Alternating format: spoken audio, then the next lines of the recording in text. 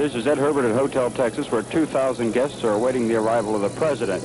Just about 30 seconds ago, the president finished a 10-minute appearance at the parking lot across the street from the hotel, and he is on his way up. We expect him to walk through this door at any moment.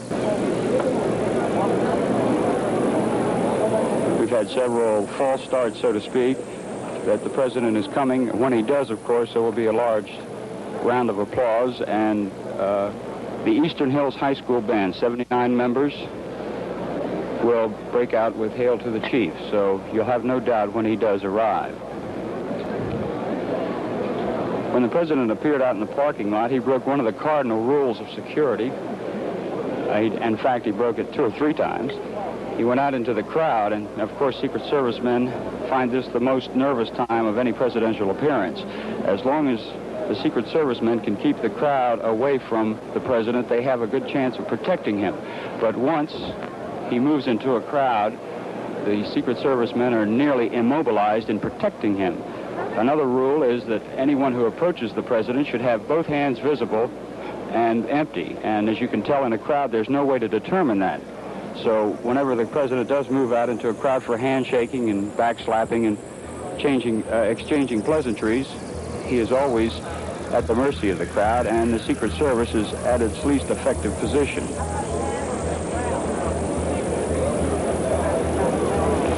On September 6, 1901, those 2 rules were broken, and it ended in tragedy. That was the day that President William McKinley was appearing at the Pan American Exposition in Buffalo, New York, and at a public reception, the crowd moved in around him, and the 3 Secret Service men who were guarding him had no chance to screen the people approaching him.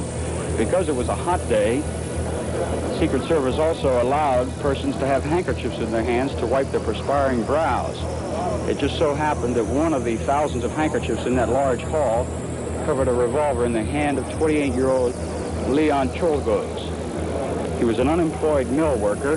He said he was an anarchist. He was also was a man with a long history of mental illness. And as in many important occasions of the world, no one seemed to sense that anything different was going to happen.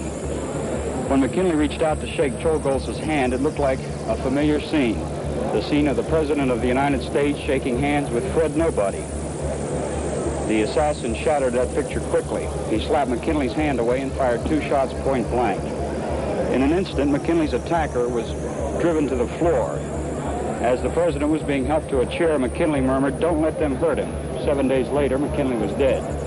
Oddly enough, the assassination attempt was staged in the Temple of Music, quite an ironical note, and there was a quiet Bach sonata being played in the background when the 2 fatal shots rang out. Now here comes Vice President Johnson, Governor Conley, Senator Ralph Yarborough, Congressman Jim Wright, State Senator Don Kennard. Here comes the president.